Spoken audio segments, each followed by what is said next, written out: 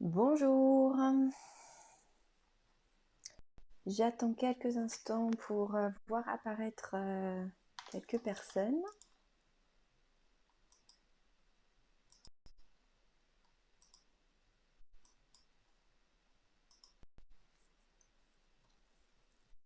Pour l'instant, je ne vois personne de connecté. Ah, bonjour Emmanuel, bienvenue.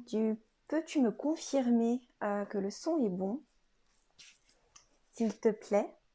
Me dire si tu m'envoies bien. Bonjour Sabrina, bonjour Ayuta, bienvenue. Alors du coup, je vois pas du tout, à part vos commentaires, combien de personnes arrivent. Enfin, voilà, bon, c'est pas grave, pas de souci. Oui, le son est bon, parfait. Merci beaucoup.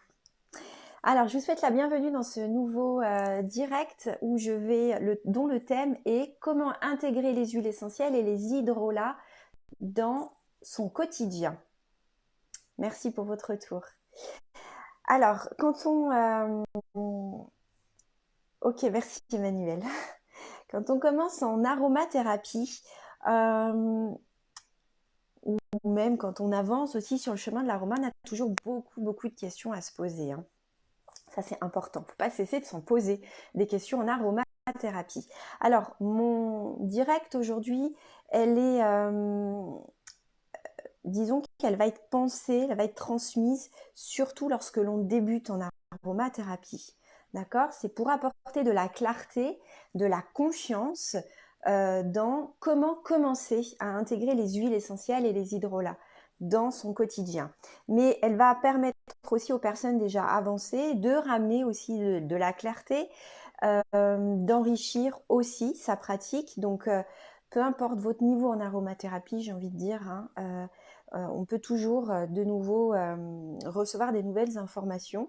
N'hésitez pas à poser vos questions aussi en commentaire pour que j'y réponde, que ce soit en direct ou que ce soit en replay. Voilà. Donc, oui, en aromathérapie, ce qui est important, vraiment, c'est de se poser des questions. Déjà, des questions du genre, est-ce que je peux utiliser cette huile essentielle-là dont j'ai entendu parler? Parce qu'on parle beaucoup d'huile essentielle, d'aromathérapie au sens large. Voilà, un peu parfois trop, entre guillemets. En fait, ce qu'il faut comprendre, c'est que il faut toujours remettre en question aussi ce qu'on vous dit et vous dire, est-ce que moi, dans ma situation, je peux utiliser telle huile essentielle? Est-ce que par exemple j'ai entendu parler des bienfaits de l'amande poivrée? Est-ce que l'amande poivrée, tiens, elle a l'air super, les maux de tête, la digestion, les intestins, enfin plein de trucs. Est-ce que je peux l'utiliser? Est-ce que je peux la donner à mes enfants, etc. Oui, il faut vous poser des questions. Donc, ça va être important de vous informer au bon endroit aussi, parce qu'on peut trouver vraiment de nouveau beaucoup d'informations partout. Je vous dirais, le premier des conseils, ce serait d'avoir un livre avec vous.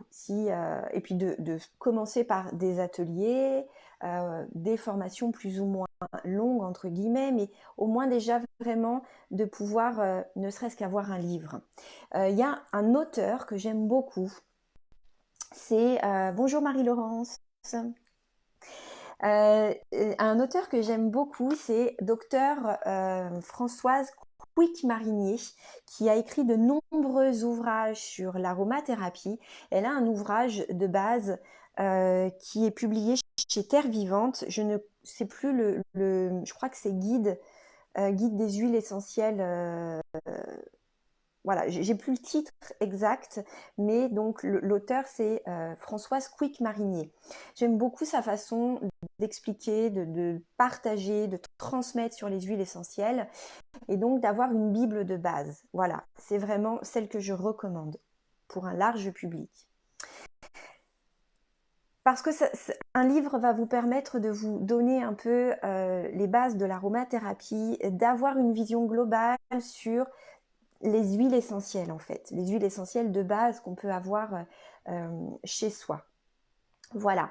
Ensuite, donc de vous poser des questions et d'aller voir dans votre livre, tiens, je vais reprendre l'amande poivrée, dans quel cas je peux l'utiliser, sur quel système elle va agir et tiens, quelles sont ses précautions d'emploi, ses éventuelles contre-indications.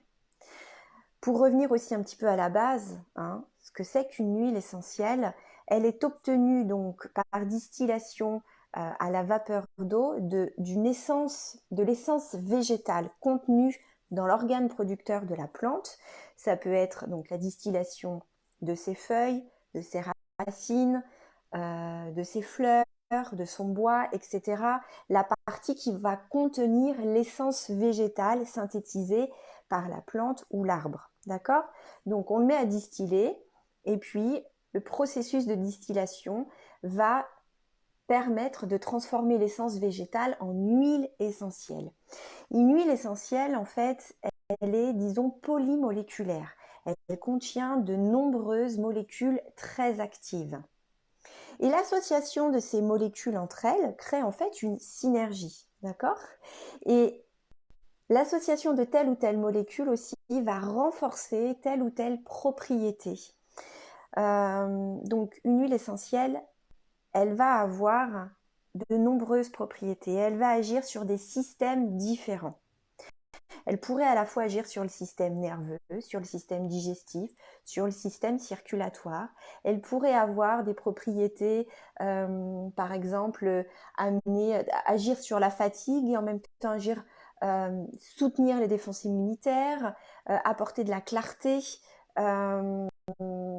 favoriser la concentration, favoriser aussi le sommeil. Une seule et même huile essentielle peut avoir toutes ces propriétés-là. Celle que je vous décris, c'est le Ravinsara, par exemple. Enfin, c'est à laquelle je pense. Donc, tout ça est dû à la présence de telle ou telle molécule. Donc, quand vous avez une huile, avec cette huile, vous pouvez déjà faire beaucoup de choses. C'est pas la peine de chercher à avoir, je sais pas moi, 10 huiles essentielles chez vous. Juste avec 3 ou 4, vous pouvez déjà faire de nombreuses choses. Ce qui va être important, c'est de voir aussi vos besoins. De quoi avez-vous besoin en règle quotidienne pour une bonne santé au naturel? Quelles sont par exemple les pathologies à la maison? Tiens, à la maison, on est nombreux à avoir des problèmes d'allergie. Ben, on va regarder du côté des allergies. Quelles sont les huiles essentielles qui peuvent nous soutenir? C'est intéressant d'avoir une huile aussi pour l'aspect digestif, pour le sommeil, pour la détente. Voilà. Et de commencer vraiment un pas après l'autre. Et moi, j'aime bien aussi vous dire, allez, achetez-vous 2 ou 3 huiles essentielles, apprenez à utiliser celles-ci, apprenez à intégrer les bases de l'aromathérapie juste avec celles-ci. Ayez les réflexes de, tiens, je prends mon livre, je regarde, mon citron que j'ai ici, tiens, qu'est-ce qu'il dit sur le citron? Qu'est-ce que je peux faire? Ou à l'inverse, j'ai des problèmes de digestion, tiens, qu'est-ce qu'il préconise pour la digestion? Telle ou telle essence, telle ou telle huile. Tiens, j'ai quoi? Ah bah tiens, je l'ai pas, mais avec celle-ci, qu'est-ce que je peux faire? Voilà. De vraiment, et si vraiment, imaginons, vous n'avez pas l'huile essentielle qu'il faudrait dans votre cas, eh bien, de vous l'offrir. Mais vraiment, de prendre confiance en faisant un pas après l'autre avec les huiles essentielles que vous avez chez vous. Donc, par exemple, si on devait, donc pour la digestion, avoir... on va commencer par la menthe poivrée parce que je vous en ai parlé, d'accord? Celle-ci, elle est formidable, mais on en parle beaucoup. Elle présente quand même beaucoup de précautions d'emploi et de contre-indications. Elle ne convient pas à tout le monde. Alors déjà, pas chez la femme enceinte, pas chez la femme aussi qui allaite, pas chez les enfants. Il est plutôt préférable d'attendre, je dirais, 7 ans pour des premières utilisations, mais pas n'importe comment aussi. Il faut bien aussi avoir en tête que, en fonction de votre terrain, de votre âge, des médicaments que vous pouvez aussi prendre, vous n'utiliserez pas les huiles essentielles aussi de la même façon. D'accord? Puis en fonction de ce que vous avez à prendre en charge, aussi vous ne ferez pas appel au même langage de l'huile essentielle et du coup, Il y a par exemple pour la sphère psycho-émotionnelle, j'en parle beaucoup, on va plutôt privilégier la voie olfactive. Si c'est un problème de digestion, on pourrait éventuellement prendre en interne, mais ce n'est pas toujours le cas. Pensez, premier réflexe, la voie cutanée en diluant l'huile essentielle. Voilà. Et donc la menthe poivrée, c'est une huile essentielle dont on parle beaucoup, par exemple pour les maux de tête. Donc on l'utilisera au niveau des tempes en appliquant une seule goutte sur le doigt et on va répartir la goutte au niveau des tempes, mais pas trop près des yeux, d'accord, hein, vraiment plutôt ici, parce qu'elle va gêner les yeux, elle va être agressive pour les yeux. Donc, vraiment important de les mettre loin des yeux. Éventuellement, on peut en mettre une goutte ici ou une goutte au sommet de la tête. Voilà, ça fait 2 gouttes au total. Si on devait l'appliquer sur une plus grande zone, imaginons parfois on peut la conseiller quand il y a des contractures, enfin pas quand il y a des contractures, non, je veux dire quand il y a des fortes douleurs ou voyez, quand il y a des tensions au niveau des cervicales, dans ce cas, il faut la diluer avec une huile végétale et éventuellement d'autres huiles essentielles. D'accord? Donc, quand on l'utilise pure, ça doit être très, très local, comme au niveau des tempes, parce que elle contient une molécule qu'on appelle le menthol en grande quantité. Cette molécule-là va transmettre à l'huile essentielle un effet très froid qui donne, en fait, qui a des propriétés antalgiques, apaisantes en termes de douleur. Elle est aussi vasoconstrictrice. Donc justement, c'est intéressant quand il y a des douleurs telles que des maux de tête ou des tensions cervicales ou des traumatismes physiques aussi. Mais ce menthol, donc, on doit vraiment avoir une prudence dans la mesure où on ne va pas l'appliquer sur une grande zone du corps, ok? Par exemple, la menthe poivrée, on ne la mettra pas dans l'eau du bain, d'accord? C'est vraiment contre-indiqué. Puis c'est pas cohérent non plus parce qu'un bain est chaud et mettre de la menthe poivrée, c'est apporter un effet froid et le corps serait, tout le corps serait comment dire, en contact avec le menthol, ce qui peut vraiment être très toxique pour le corps. Donc la menthe poivrée, oui, pure, mais très localisée et pas chez les enfants, de nouveau chez un adulte. Je déconseille la menthe poivrée ou chez les personnes qui souffrent d'épilepsie ou qui ont des troubles neurologiques, d'accord. Voilà. Par exemple, un mal de tête chez un enfant, on va plutôt choisir la lavande vraie ou lavande fine, la lavande de Haute-Provence, d'accord. Donc, à partir, par exemple, de 6 ans, une goutte, de nouveau, on va répartir une goutte pure au niveau des tempes. En dessous de cet âge, bon, c'est moins fréquent qu'un enfant souffre de mal de tête, mais ça peut arriver en cas de grippe, en cas de virus. On va plutôt diluer la goutte avec de l'huile végétale et de nouveau répartir ici. Hein, la menthe poivrée, la lavande vraie fonctionne aussi très bien pour les maux de tête. Donc, si on a des contre-indications à utiliser la menthe poivrée, tournez-vous vers la lavande vraie. La camomille noble, camomille romaine aussi, peut être utilisée pour les maux de tête, elle fonctionne bien. Voilà. Et donc la menthe poivrée, de nouveau, elle a, donc je vous ai dit un peu ses contre-indications et chez qui elle ne convient pas. Il est possible de la prendre en interne, par exemple, en cas de mal des transports, en cas de nausées, envie de vomir, on a du mal à digérer. Dans ce cas, on va mettre une goutte sur un support dédié à la voie interne, comme de l'huile végétale qu'on peut avaler. Hein. Ça peut être l'huile végétale d'olive, de colza, de noisette, ou sur du miel, ou sur du sucre complet. D'accord? Ça, ce sont les meilleurs supports pour permettre l'ingestion d'une huile essentielle, hein, qu'on peut prendre en interne, bien sûr. Toutes ne se prennent pas en interne. Donc, une goutte de menthe poivrée sur un support pour ce que je vous ai conseillé là. Et on peut le faire 2 à 3 fois par jour max.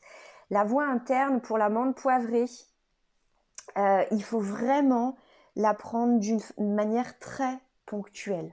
Parce que je vous ai dit, elle contient beaucoup de menthol, qui apporte le côté très froid à l'huile essentielle, mais elle contient aussi, cette huile essentielle, des cétones, quand même une grande quantité de cétones. Alors, les cétones, c'est une famille biochimique en aromathérapie qui présente beaucoup de contre-indications. Et de nouveau, hein, qui ne convient pas à tout le monde. Et ces cétones-là, la voie la plus toxique, ça va être la voie interne. Donc c'est pour ça que la menthe poivrée doit être utilisée en interne d'une façon très ponctuelle. Imaginons si vous avez des problèmes de digestion récurrentes, eh bien ne vous dirigez pas vers la menthe poivrée. Alors déjà, il faut consulter quand on a des problèmes chroniques de digestion, ou peu importe, dès qu'on est sur de la chronicité, dès qu'on est sur de la chronicité, il faut consulter, d'accord, un médecin pour voir, puis d'aller voir la cause surtout, hein, donc n'hésitez pas à être accompagné aussi par des naturopathes. Mais donc imaginons si régulièrement vous avez des problèmes de digestion, choisissez aussi, enfin voilà, l'amande poivrée ne doit pas se prendre tous les jours, même si c'est à petite dose, parce que parfois c'est ce que je peux lire ou entendre des fois dans des vidéos ou dans d'autres choses, mais même d'une manière très ponctuelle, elle pourrait devenir toxique. Voilà. Alors Pascal voilà, précise aussi, attention à l'amande poivrée si on a de l'hypertension.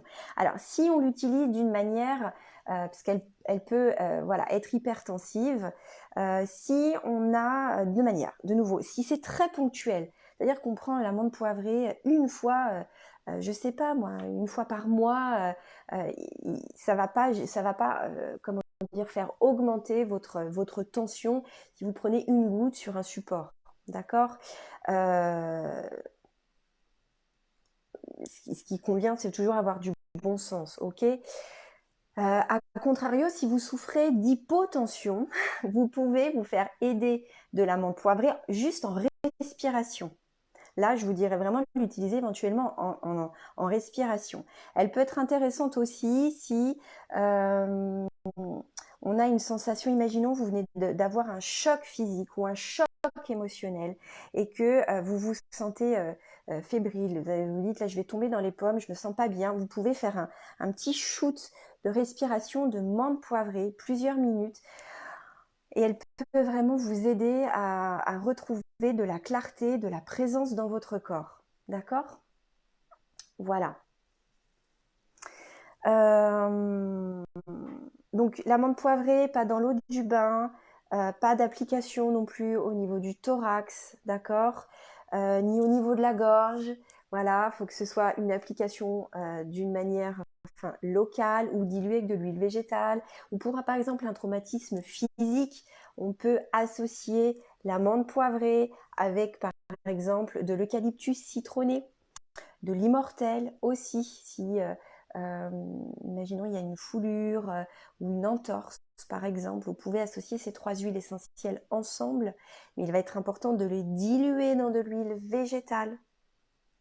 Donc une goutte de menthe poivrée avec une goutte d'eucalyptus citronné, juste ces deux huiles-là par exemple peuvent être suffisantes, avec de macérat huileux d'arnica, et vous allez appliquer localement le mélange plusieurs fois par jour. Alors Sabrina, tu précises que toi tu prends l'hélicryse pour les chocs émotionnels. Oui, c'est possible, tout à fait. Pour les chocs émotionnels, on peut prendre l'hélicryse. On peut prendre aussi la camomille romaine en respiration. Alors un choc émotionnel, pensez respiration. Donc on respire plusieurs minutes, une huile essentielle, les yeux fermés. 2 à 3 minutes, c'est suffisant. Il y a de nombreuses huiles pour les chocs émotionnels. Mais l'hélicryse, en effet, c'est une huile qui va agir sur les coups physiques et les coups de l'âme, les bleus de l'âme, on dit aussi. Et c'est une huile qui va réconforter, qui va apaiser. Voilà, tu nous précises que c'est en olfacto, oui. Donc voilà pour l'amande poivrée. Pour terminer aussi, on ne la diffuse pas. Je ne conseille pas l'amande poivrée en diffusion. Elle ne convient pas aussi aux personnes asthmatiques. Voilà.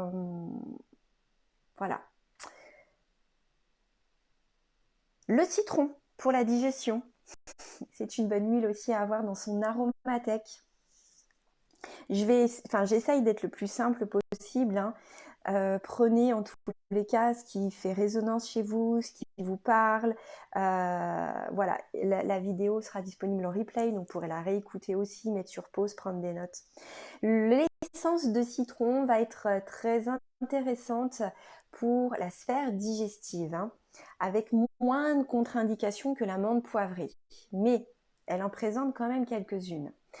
Mais donc, quand il y a des mal des transports aussi, nausées, vomissements, quand il y en a du mal à digérer, quand on a eu un repas très riche, lourd, que ça a du mal à passer, quand il y a une fatigue hépatique, pancréatique, quand vous voulez faire une cure de détox, vous pouvez vous tourner vers le citron. Alors, je ne vous cite pas toutes les propriétés des huiles essentielles, sinon on est là pour un petit moment ensemble, hein, d'accord, je synthétise. Donc l'essence de citron peut être prise en interne pour les troubles de la sphère digestive. À raison d'une goutte, on peut prendre les huiles essentielles, comment dire, à plus grande quantité en interne, mais ça demande de nouveau d'avoir les connaissances suffisantes pour pouvoir le faire. Donc parfois juste une seule goutte, c'est suffisant pour une prise interne. Une goutte sur un support, de nouveau, huile végétale, d'olive ou de colza, de noisette, du sucre complet ou du miel, une goutte, et puis éventuellement on renouvelle dans la journée s'il y a besoin, on peut aller jusqu'à 3 gouttes. Ok ? Plus on se forme à l'aromathérapie, plus on intègre des connaissances et plus on sait que les possibilités sont plus larges, sont plus grandes. On est d'accord. Je dis ça pour les personnes qui sont bien avancées en aromathérapie. On peut aller au-delà de 3 gouttes par jour. On est d'accord. Alors, la contre-indication de l'essence de citron, elle peut être chez les personnes qui sont sous fluidifiant. D'accord ? Les personnes qui vont prendre des anticoagulants en interne. Donc, si on est sur une prise très ponctuelle, c'est-à-dire, allez, une goutte parce que là j'ai du mal à digérer, ou j'ai envie de vomir, ou mal des transports, c'est ok pour moi, selon moi, d'accord ? Mais je ne conseillerais pas le citron en prise régulière sur une semaine, par exemple, pour des personnes qui sont sous anticoagulants, d'accord ? Voilà. La prise interne, elle est déconseillée en dessous de 6-7 ans. Et ce ne sera pas la même posologie aussi, d'accord ? On ne va pas parler des enfants aujourd'hui, on va vraiment rester sur voilà, les adultes, ok ? Et je ne parle pas non plus des femmes enceintes aussi, parce que pareil, la prise interne, elle est vraiment à éviter pendant la grossesse, et on ne prend pas n'importe quelle huile essentielle pendant la grossesse. Vraiment, on s'informe sur ce qu'on peut faire ou pas faire, ok ? Le citron, par contre, peut être diffusé s'il y a besoin d'apporter un côté antibactérien. C'est un excellent antiseptique atmosphérique. On n'en abuse pas non plus, hein, d'accord ? Il faut que ça reste ponctuel.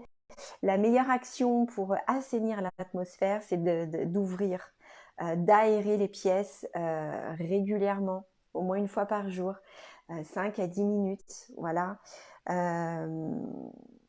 Sinon, voilà, elle peut être diffusée, je sais pas, on pourrait diffuser par exemple 8 gouttes dans un diffuseur et un quart d'heure, ça peut être suffisant. Pas en présence des petits, pas en présence aussi de femmes enceintes, la diffusion. Alors, tu me précises, vous me demandez, Roselyne, le basilic. Oui, je pourrais en parler du basilic tropical, qu'on appelle aussi exotique. Emmanuel, tu me dis, en cas d'allaitement, la femme peut-elle prendre des huiles essentielles ? Oui, elle peut prendre certaines huiles.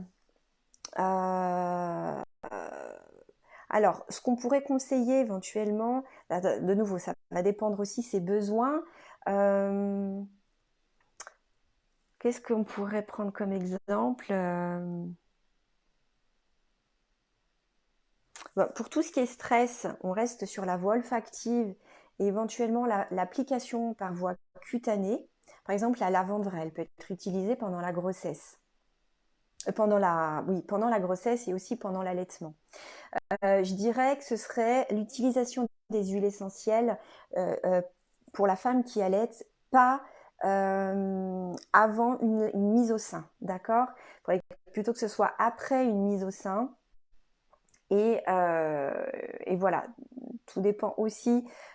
Si tu as une question, Emmanuel, enfin un exemple, voilà, je pourrais y répondre.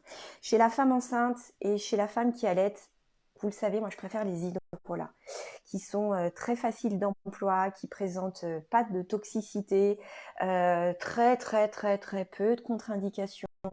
Et on peut faire voilà, beaucoup de choses avec les hydrolats chez la femme enceinte, allaitante, chez les enfants, les bébés, les nouveau-nés aussi, d'accord?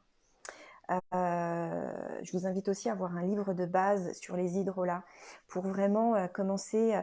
Avoir un livre va vous permettre de faire vos premiers pas, d'apprendre à découvrir. C'est pas, ça remplace jamais une formation, hein, mais vraiment d'apprendre à découvrir le monde des huiles essentielles, des hydrolats, de vous dire tiens, quels sont mes besoins, euh, si je devais choisir deux huiles essentielles, deux hydrolats, lesquels je choisirais et avec lesquels justement je pourrais les intégrer pour prendre en charge plein de choses à la maison, pour les grands et pour les petits aussi, et de vraiment déjà de prendre confiance dans vos premiers pas, d'accord? Et si vous avez déjà de nombreuses huiles essentielles, que vous n'êtes pas trop formé aux huiles, mais que vous les avez achetées par coup de cœur ou parce qu'on vous en a qu'on vous a apporté des informations sur telle huile, vous avez envie de la prendre, vous l'avez utilisée dans un cas précis, mais que vous ne savez plus comment les utiliser, voilà, vous avez votre petite boîte et vous pouvez vous dire, tiens, j'ai un livre, j'ai ma boîte, j'ai telle problématique, tel désagrément par exemple, j'ai du mal à digérer là, parmi celles que j'ai, tiens, qu'est-ce que je peux faire? Laquelle je pourrais utiliser dans mon cas? Voilà, d'avoir ce réflexe, je prends le temps, je m'informe, j'ai mon livre, mes huiles, qu'est-ce que je peux faire? Voilà, vous vous posez des questions. Et c'est comme ça que vous allez apprendre à les utiliser petit à petit. D'accord?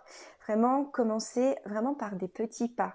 Ne cherchez pas à vouloir déjà tout maîtriser tout de suite, c'est pas possible. Je vous le dis, moi je suis loin de tout maîtriser en aromathérapie. Je me dis pas, ça y est, j'ai fini, ça fait 10 ans que je connais les huiles, c'est bon, j'ai fait le tour, je connais tout. Non, je reste très humble dans ma pratique parce que je suis loin de tout savoir. J'ai du mal aussi à tout retenir. Parfois, je vais reprendre mes livres, reprendre mes classeurs, mes fiches et me dire ah oui, c'est vrai, tiens, telle huile, on peut aussi faire ça avec cette huile essentielle-là.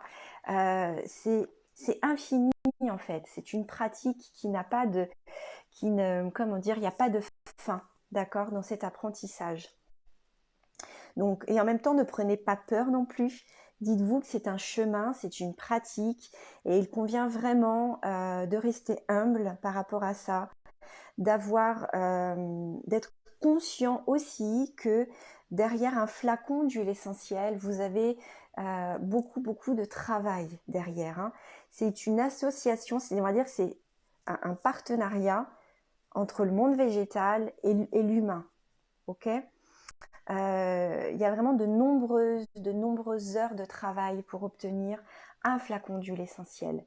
Et un flacon d'huile essentielle, c'est vraiment un concentré puissant, très actif, qui peut agir sur vous à différents niveaux, mais qui est aussi rare et précieux.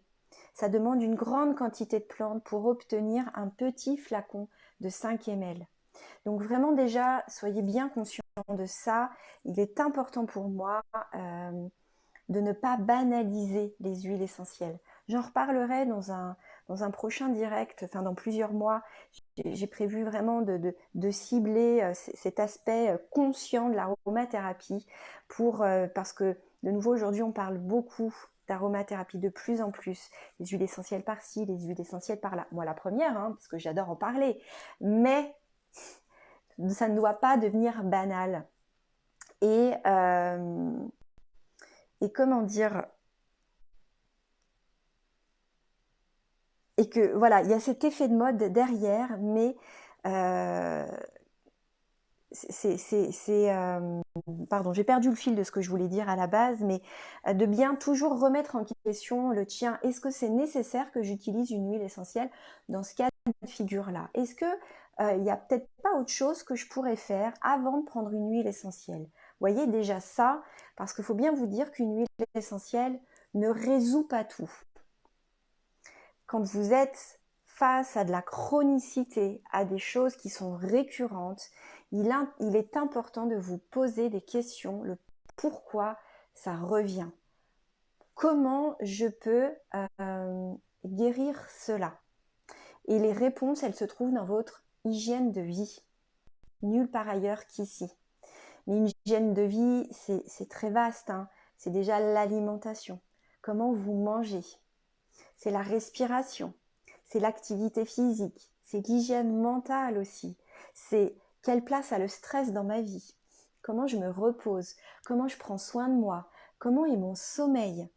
Vous voyez, c'est tout ça l'hygiène de vie. Je peux vous assurer que quand vous regardez tout ça, hein, et ça c'est important par contre vraiment de s'informer, de se former aussi là-dessus, parce que c'est ce qui va vous permettre de bien vieillir, vraiment, de vivre le plus longtemps possible en bonne santé. Eh bien, déjà quand vous apportez des modifications, là, vous pouvez résoudre 80 à 90% des problèmes que vous avez dans votre vie, d'accord, dans votre corps, vraiment. Et ça, c'est important de le savoir. Ensuite, bien entendu, vous allez pouvoir être soutenu par le monde végétal, que ce soit en phytothérapie, en gémothérapie, en aromathérapie, en hydrolathérapie, d'accord? Mais dites-vous que ça reste toujours un élément qui vient de l'extérieur pour venir vous aider à équilibrer quelque chose. Voilà, peu importe comment ça va, comment elle va vous soutenir, ou enfin sur quel niveau, mais de vous dire que vous restez l'acteur de votre santé, l'acteur responsable et créateur de votre santé. Ça, c'est vraiment important. Et peu importe qui aussi vous allez voir, un médecin, un naturopathe, un kinésiologue, peu importe quel thérapeute, vous restez toujours responsable, acteur et créateur de votre santé et surtout de votre pouvoir d'action sur votre santé. Il y a bien entendu plein de facteurs qui ne dépendent pas de nous, mais la majorité des facteurs dépendent de nous. Et on est là pour apprendre, on est là pour s'améliorer, entre guillemets, et on a besoin des compétences de plein de personnes aussi pour apprendre à changer différents aspects de notre vie, d'accord? Et on est dans cette période-là pour ça aussi, enfin en ce moment, depuis 2020, on est bouleversé à différents niveaux, mais en même temps, je pense qu'on devient de plus en plus conscient de pas mal de choses et qu'on se dit ok, il est temps que je prenne ma santé en main et que je change ma façon de me voir, ma façon de me vivre, la façon de prendre soin de moi et aussi ma façon d'intégrer les plantes dans ma vie. Voilà, donc ça c'est important pour moi toujours de le préciser, c'est que utiliser les huiles essentielles n'a rien de banal et que moi, plus je me suis formée pour prendre soin de moi, pour comprendre comment fonctionne notre être d'une manière large, et moins j'utilise les huiles essentielles. Elles font partie de ma vie, bien entendu. Et il y en a toujours des flacons partout dans la maison. Mais parce que je les utilise plus de la même façon, parce que je mange aussi différemment, je les utilise, j'ai moins de problèmes aussi, moins de déséquilibre. Et c'est surtout que parfois, avant de prendre une huile, je vais déjà changer des habitudes. Je vais faire une petite diète, par exemple. Et faire une diète va déjà soulager votre foie, votre pancréas, tous vos intestins. Et Et une huile essentielle peut venir vous aider dans cette période-là s'il y a des difficultés digestives. Donc par exemple le basilic tropical, je vais l'introduire ici, qu'on appelle aussi basilic exotique. C'est une très très belle huile essentielle pour son action antispasmodique puissante. Donc quand il y a des spasmes digestifs ou musculaires par exemple, des spasmes nerveux aussi, vous pouvez utiliser basilic dilué dans de l'huile végétale à raison de 2 gouttes dans un peu d'huile végétale et venir masser la zone qui a besoin de soulagement, qui a besoin de détente. Vous allez masser localement. Donc quand vous avez des spasmes intestinaux, 2 gouttes de basilic, de l'huile végétale et vous allez masser. Alors en termes de quantité d'huile végétale, à peine une demi-cuillère à café, hein. Mais ce qu'il faut en huile végétale pour pouvoir masser, d'accord?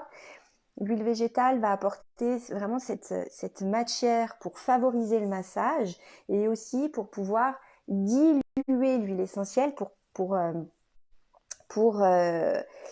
comment dire, une huile essentielle, donc notamment le basilic, là, il peut être irritant. Donc dans ce cas de figure, on ne l'applique pas pur. On va utiliser comme support l'huile végétale, qui est le meilleur support pour permettre le passage de l'huile essentielle à travers les différentes couches de la peau, pour avoir une action locale et pour diminuer l'effet irritant de l'huile essentielle. Quand on la dilue suffisamment, elle n'est plus du tout irritante. Et elle n'empêche pas le pouvoir d'action de l'huile essentielle. Et une huile végétale, eh bien, c'est une amie de la peau, d'accord? Donc, elle passe très bien les différentes couches de la peau. Et donc, voilà, pour les troubles, je vous disais, donc, intestinaux, quand il y a aussi une contraction au niveau de l'estomac, quand vous sentez que c'est noué, qui a besoin de venir détendre, basilic tropical. Quand il y a également des contractures musculaires, vous pouvez associer le basilic avec de la gaultérie odorante. Par exemple, vous pouvez aussi l'associer au lavandin super. Voilà, vous pourriez associer ces 3 huiles essentielles-là, ça s'appelle une synergie. Elles n'ont pas les mêmes, elles ne vont pas apporter les mêmes principes actifs et elles vont être très complémentaires en association, avoir un effet beaucoup plus large. Et on ajoute l'huile végétale pour venir diluer et pour pouvoir masser. Ok ? Imaginons c'est une contracture musculaire, 1 goutte de chaque huile essentielle, ça fait 3 gouttes d'huile essentielle au total, c'est largement suffisant. On apporte du coup 10 à 15 gouttes d'huile végétale. Donc par exemple là on pourrait utiliser le macérat huileux d'arnica parce que chaque matière végétale aussi va apporter ses principes actifs, aura ses propriétés. Et vous allez donc masser localement la zone contractée 3 fois par jour. La fréquence aussi peut être vraiment importante parce que, imaginons, on vous conseille d'utiliser des huiles essentielles pendant 1 semaine. Respectez les conseils qu'on peut vous apporter si c'est votre naturopathe, par exemple, ça aura une action plus puissante et plus profonde si vous le faites régulièrement. Ok ? Si on vous dit, par exemple, 2 gouttes sur de l'huile végétale, vous massez 3 fois par jour et vous respirez 3 fois par jour, respectez cette fréquence. Ça va permettre de transmettre une information au corps régulièrement et vraiment d'agir en profondeur. Voilà.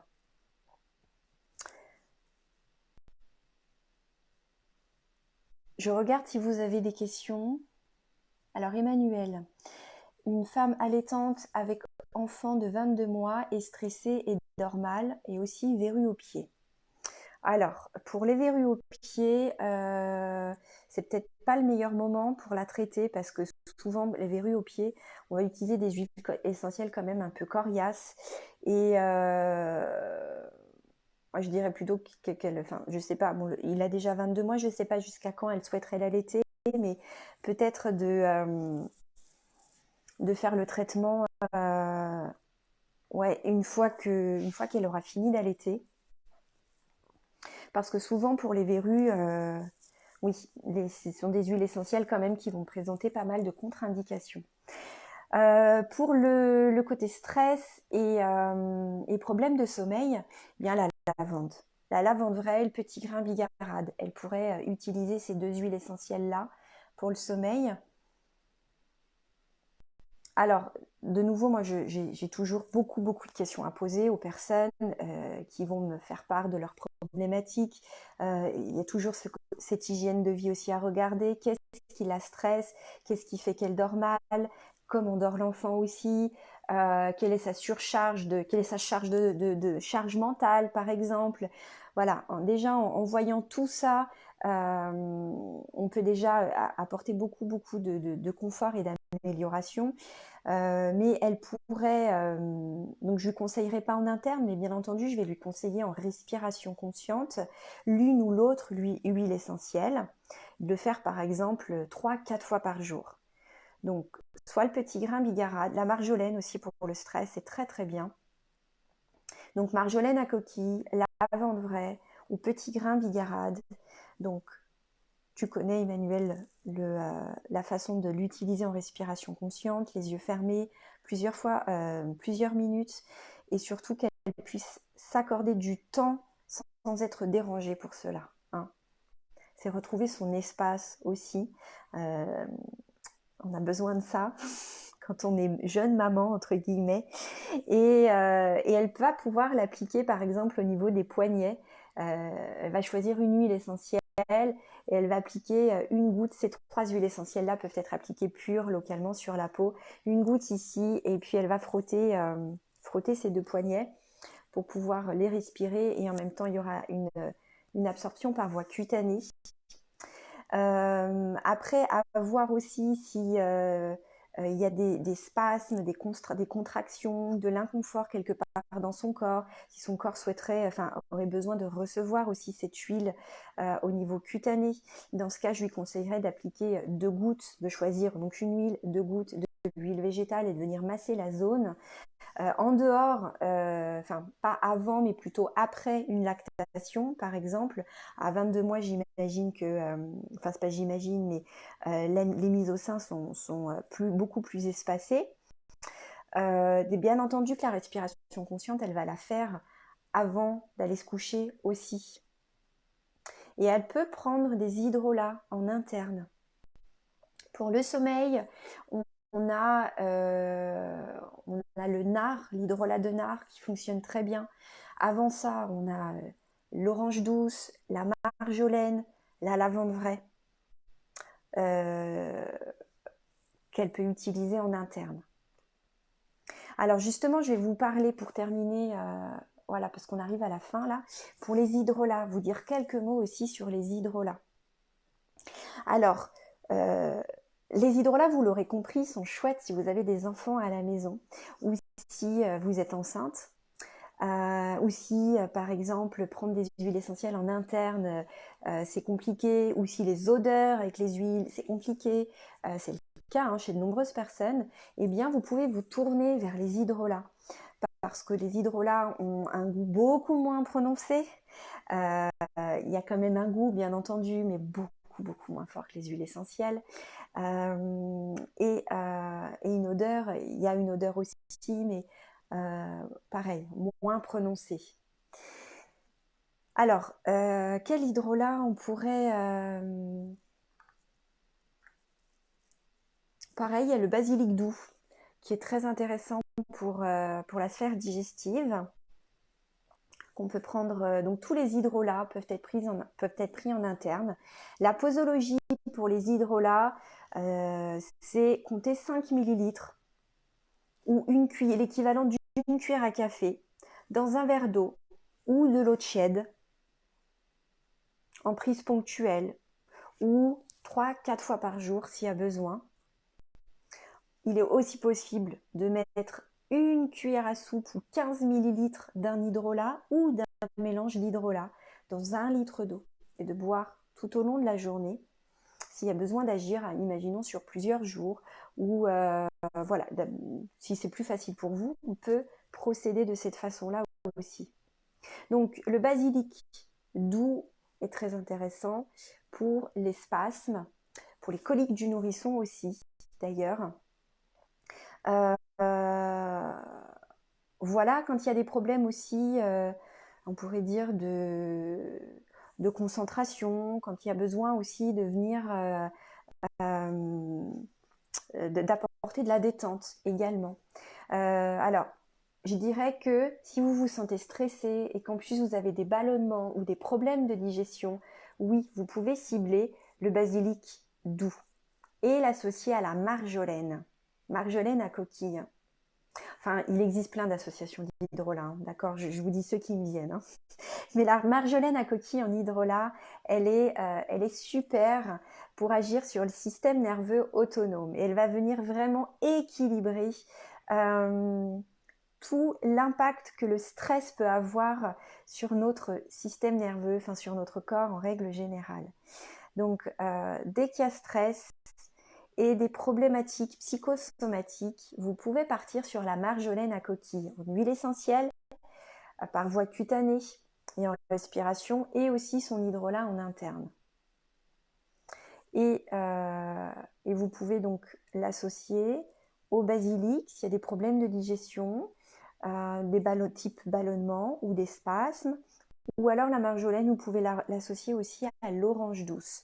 L'orange douce est un très bel hydrolat qui va être apaisant, calmant, antidépresseur, anxiolytique, qui va aussi aider quand il y a des problématiques de sommeil. Il va également aider quand il y a des problèmes de digestion aussi. Voilà. Il apporte de la bonne humeur, il apporte de la douceur. Donc ne vous privez pas de l'orange douce. Et tout simplement aussi pour parfumer votre eau, aussi pour le plaisir. Et il est aussi hyper chouette pour les enfants. Voilà. On arrive à la fin de notre rencontre. Est-ce que vous avez des questions pour terminer ?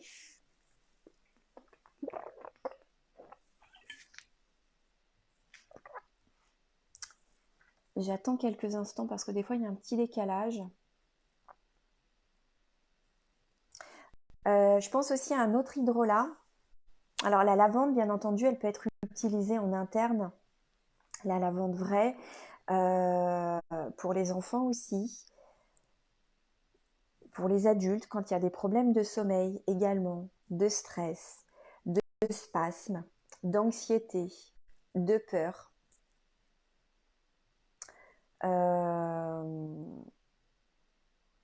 Voilà. Alors, si vous n'avez pas de questions, éventuellement, vous pouvez les déposer de toute façon en commentaire sous la vidéo. Et puis, dans ce cas, vous pouvez me taguer. Vous pouvez taguer une goutte d'essentiel. Pas Myrtea, parce que je ne vais pas aller voir. Moi, je gère ma page une goutte d'essentiel. Donc, si vous avez des questions, vous me taguez. Voilà. Ou Elodie Bosson aussi. Voilà. Qu'est-ce que si... Alors, si, autre chose... Enfin, il y a plein de choses que je pourrais encore rajouter, mais... donc, avant d'utiliser une huile essentielle, juste pour récapituler, posez-vous les bonnes questions, savoir si vous pouvez l'utiliser, si elle convient pour vous, comment l'utiliser, parce qu'elles ne s'utilisent pas toutes de la même façon. Tout ça va dépendre de leur composition, d'accord ? Je dirais que le premier réflexe, ça va être la voie cutanée, diluée dans de l'huile végétale, parce que pareil, en fonction des connaissances que vous avez, certaines peuvent être utilisées pures, mais d'autres non. Donc vous avez le moindre doute, vous les diluez avec de l'huile végétale. Donc noisette par exemple, parce que la noisette c'est une huile qu'on a chez soi pour la cuisine, mais qu'on peut utiliser en cosmétique, enfin, par voie cutanée. Voilà. Et donc les posologies, c'est 1 à 2, 3 gouttes d'une manière pareille, hein, un peu générale, dilué dans de l'huile végétale et on applique localement. La voie interne, vous l'aurez compris, c'est dans certains cas de figure et de nouveau, pas tout le monde peut prendre les huiles essentielles en interne. Toujours vous checkez avec un livre avant de savoir. Les huiles essentielles en diffusion, pas toutes aussi se diffusent. Et puis on va choisir les huiles essentielles en fonction aussi de ce que l'on recherche comme effet, d'accord? Et on diffuse pas en continu, ça c'est très très important. Vous faites vraiment de façon ponctuelle, pas en présence des bébés, pas en présence des enfants ni des femmes enceintes. Voilà. Et dans l'eau du bain, il est possible aussi d'utiliser des huiles essentielles, pas n'importe lesquelles aussi, et jamais pures dans l'eau du bain. Donc le meilleur, pour moi, hein, le meilleur support pour rendre les huiles essentielles